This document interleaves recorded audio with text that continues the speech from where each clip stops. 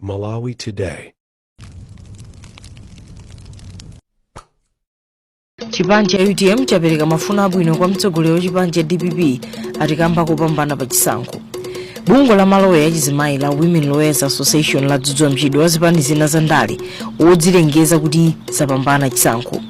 Kafukufuku waposayidwa apasonyeza kuti mitengo ya zinthu inapitirira kukwera mwezi wa August. Ndipo msakasero bungwe loyendetsa ligi yaikulu ya mpira wa miyendo ligi ya chaka chino idzatha mu nthawi yake ngakhale panali zina zotsamwitsa tsopano nazi nkhanizi. Chipanje cha UTM chapereka mafuna abwino kwa mtsogoleri wa chipanje cha Democratic Progressive atikamba kupambana pa chisankho chomwe chachitika mdziko muno. Kudzera mkalatayi mtsogoleri wa chipanichi Adalitso Kabambe wauza chipanje cha DPP kuti chiyike chidwi pa nkhani ya ulamuliro wabwino komanso kuchiza dziko lino kumavuto zachuma.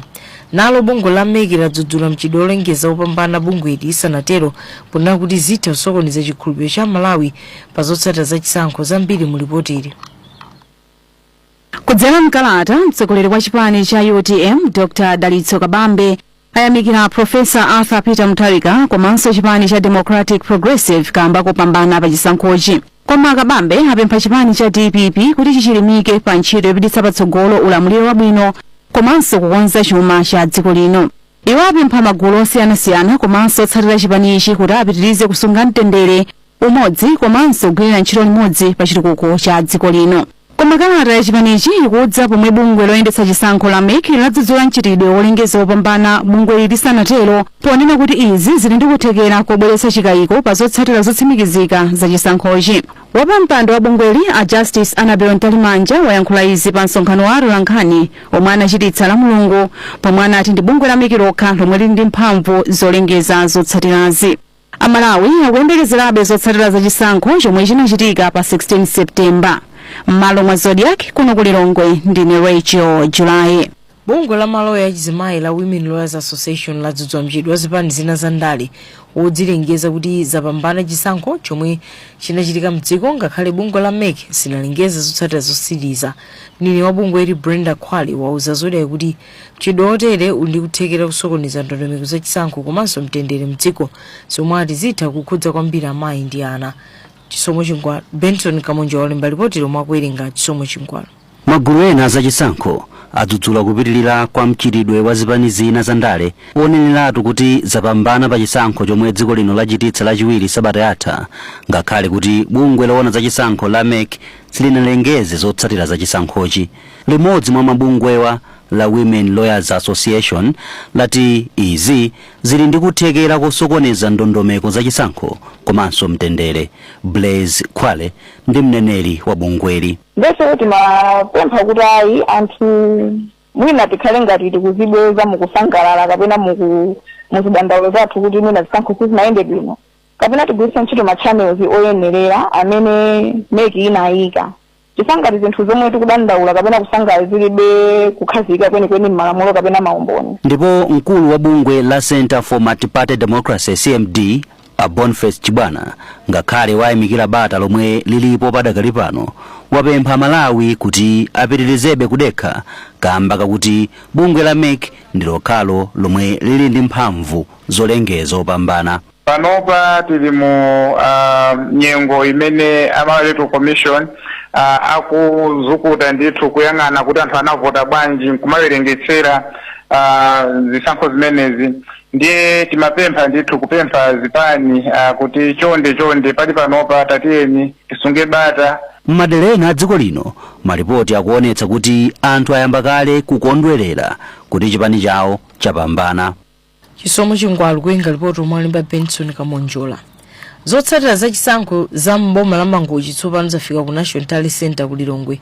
Usiku wathawa pampando wa bungwe la Malawi Electoral Commission Justice Annabel Ntalimanja analengeza kuti kunatsala konsolo imodzi yomwe inali sanapereke zotsatira za chisankho ku bungweli. Charles Ventura andi zambiri. Masonse adakali pa bungwe la chisankho la Malawi Electoral Commission kuti limalizitse kulengeza zotsatira zotsimikizika za chisankho chomwe chinachitika mdziko muno lachiwiri sabata yatha. Padakali pano MEC alengeza zotsatira zomwe atsimikiza kuchokera ma console 13 atalandira zotsatira azipamanja ku National Tally Center kuno ku Lilongwe.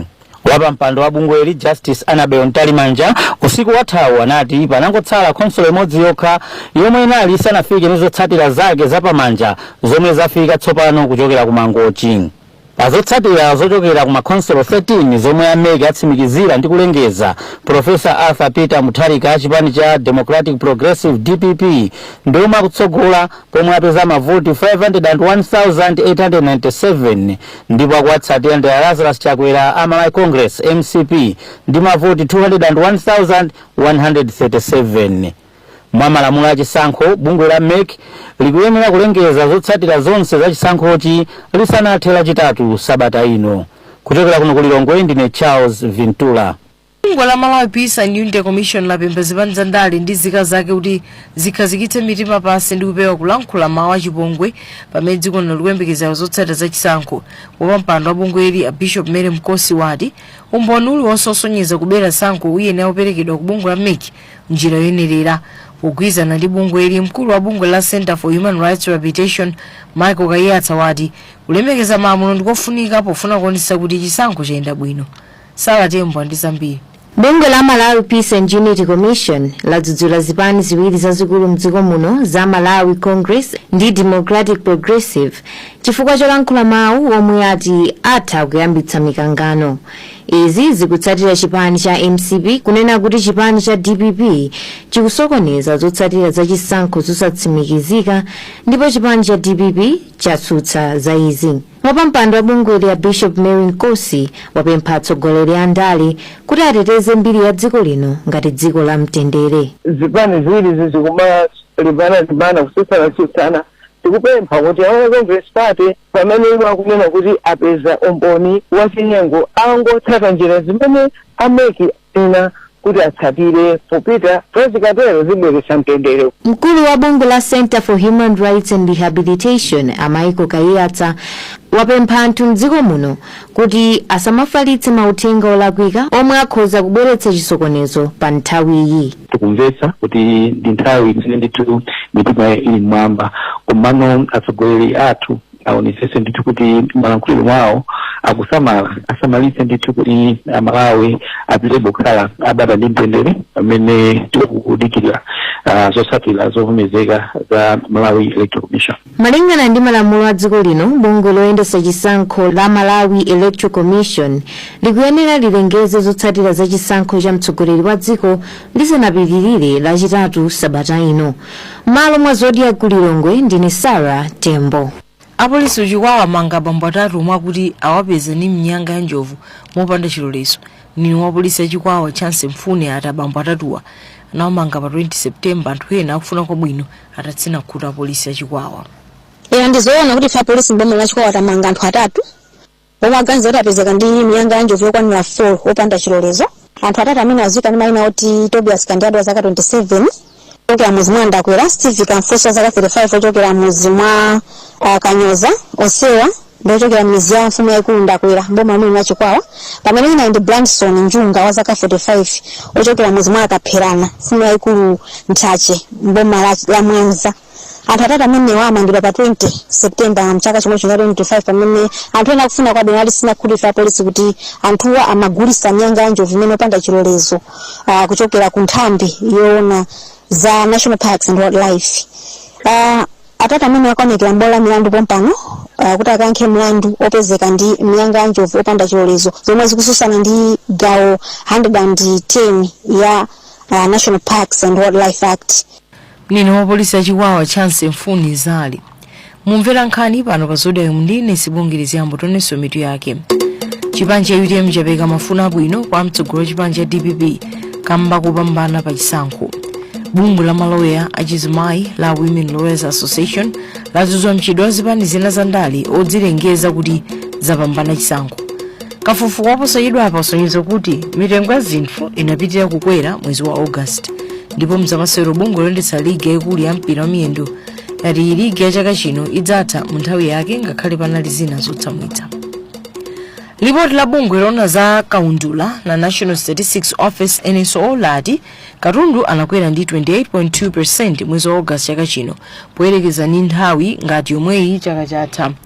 Mnene wa NSO Samuel Chipokosa wati kukwera kwa mitengo ya chakudya ndikomwe kwachititsa izi, pomwe wati zakudya zakwera ndi 33.7% pamene mu July zinakwera ndi 32.4%. ndipo mkulu yang'anira za ufulu wa anthu pa zachuma ku bungwe la Center for Social Concern Agnes Nyirongo wati kafukufuku wawo wa mwezi wa August wapeza kuti banja la anthu asanu ndi mmodzi likufunika 900,000 kwacha kuti likhale ndi chakudya chokwanira pa mwezi. Kenford Mdima andizambiri.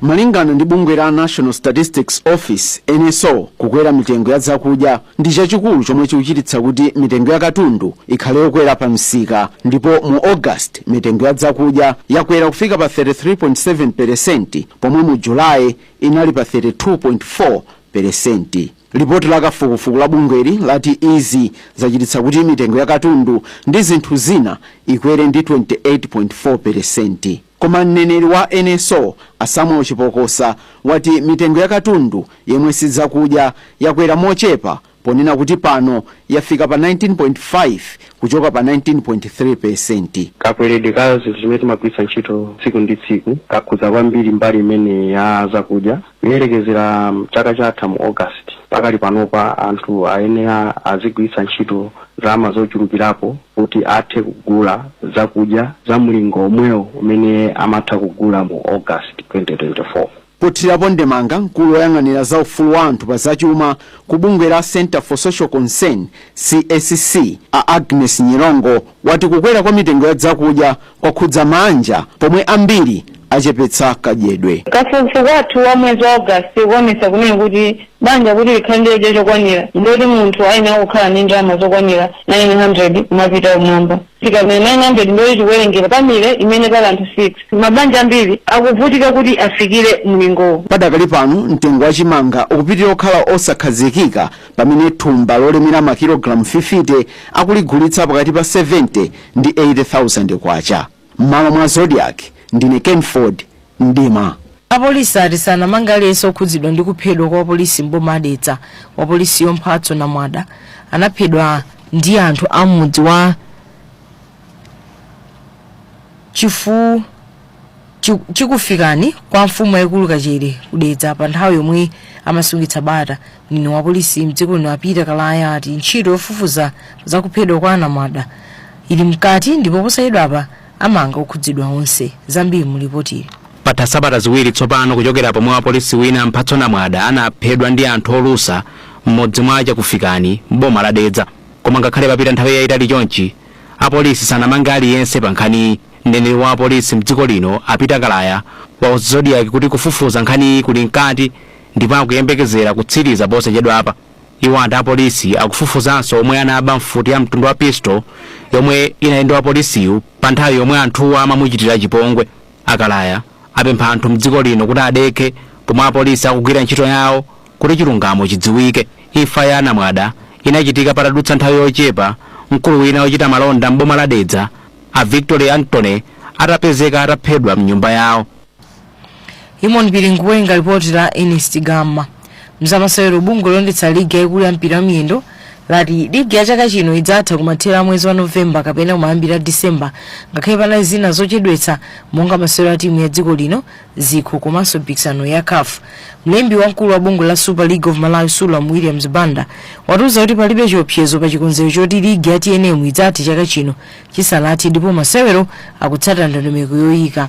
Matimu a Silver Strikers ndi Mighty Wanderers sadzisewera mu ligi kaye kamba kuti akusera mpikisano ya CAF Champions ndi Confederations Cup imene yamba kumathera sabata yangothayi. Sambanda ndi zambiri. Mlembi wamkulu wa bungwe la Super League of Malawi Sulam Williams Banda watsimikiza za kuyambiranso kwa masewero a mu ligi ya TNM kumathera sabata ino potsatira masewero a timu ya dziko ya Flames imene inasewera ndi matimu a Namibia komanso Liberia, ndipo chisankho cha mtsogoleri wa dziko aphunga nyumba ya malamulo komanso makansala chomwe chachitika lachiwiri sabata yatha chinapangitsanso masewero akuyima. Palinso chiyembekezo choti ligi idzayimanso mwezi wa Oktoba popereka mpata ku timu ya Flames yomwe ikuyembekezeka kusewera ndi matimu a maiko a Equatorial Guinea ndi Sao Tome and Principe mu chikho cha matimu a dziko lonse, komanso kuli masewero a azikho za FDH Bank ndi Castel Challenge.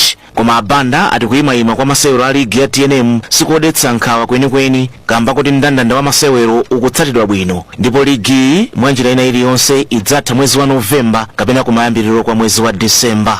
Mwana kuti sabata ino ndoti kuoneka masewera FDH omwe anachiti tikudziwa kuti tiyanga yachisankho tiona tikupanga ntoni kuti masewera athu akupitirira koma ninene pano kuti misankho sizingasukuluke kumasewera pamene masewera athu akupitirira palibe chomwe and mpira wathu enda bwino. Ena mwa masewero opatsa chikoka pamene ligi ya TNM ikuyambiranso kumathero a sabatayi, FCB Nyasa Big Bullets imene ikutsogola isewera ndi Dedza Dynamos ku Blantyre pamene matimu a Craig Sporting Club ndi Blue Eagles akakumana ku Mchinji. Pakadali pano matimu a Silver Strikers ndi Mighty Wanderers sasewera nawo masewero a mligi kamba kuti ali ndi masewero a muzikho za CAF Champions League ndi Confederations Cup. Silver isewera ndi timu ya Eljeko Plus FC ya ku Madagascar lowero kali kudzali ku Lilongwe pamene Wanderers ikuyembekezeka kunyamuka mdziko muno lachinayi kupita ku Botswana komwe ikukasewera ndi timu ya Jwaneng Galaxy tsiku lomwero.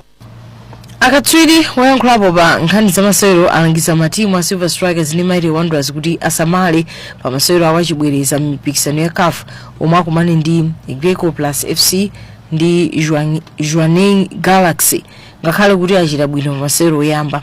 A Christopher Njeula ndi apale Chinyama ati masewero a CAF amakhavuta nthawi zonse ndipo kukonzeka bwino kuwathandiza kuti afike mndimena ya mipikisanoyi.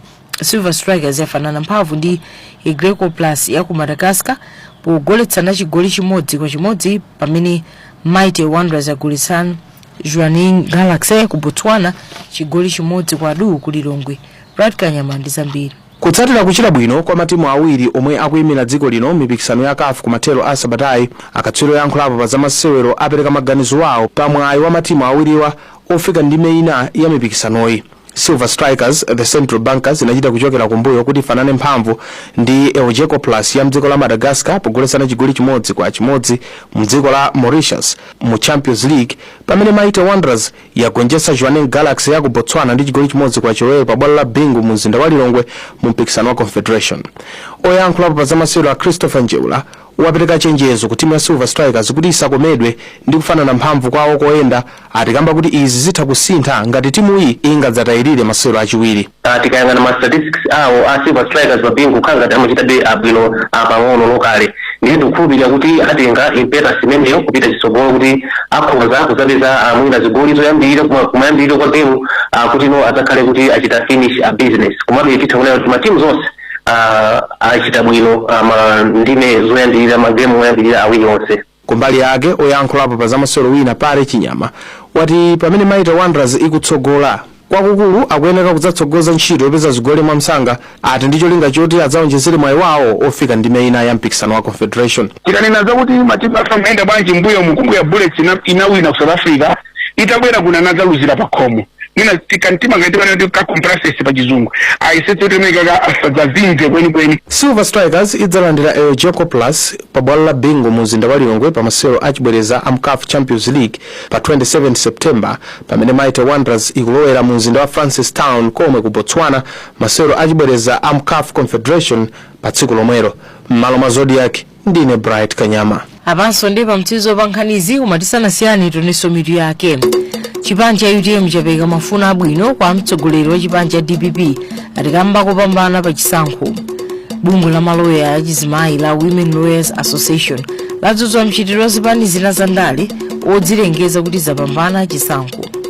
Kafukufuku aposachedwa asonyeza kuti mitengo ya zinthu inapitirira kukwera mwezi wa August ndipo mzawasero bungwe londetsa ligi yaikulu ya mpira wa miyendo ati ligi ya chaka chino idzatha mu nthawi yake ngakhale panali zina zotsamwitsa. Nkhani ndi zomwezi mnandine sibongerezi yambo masalabwino.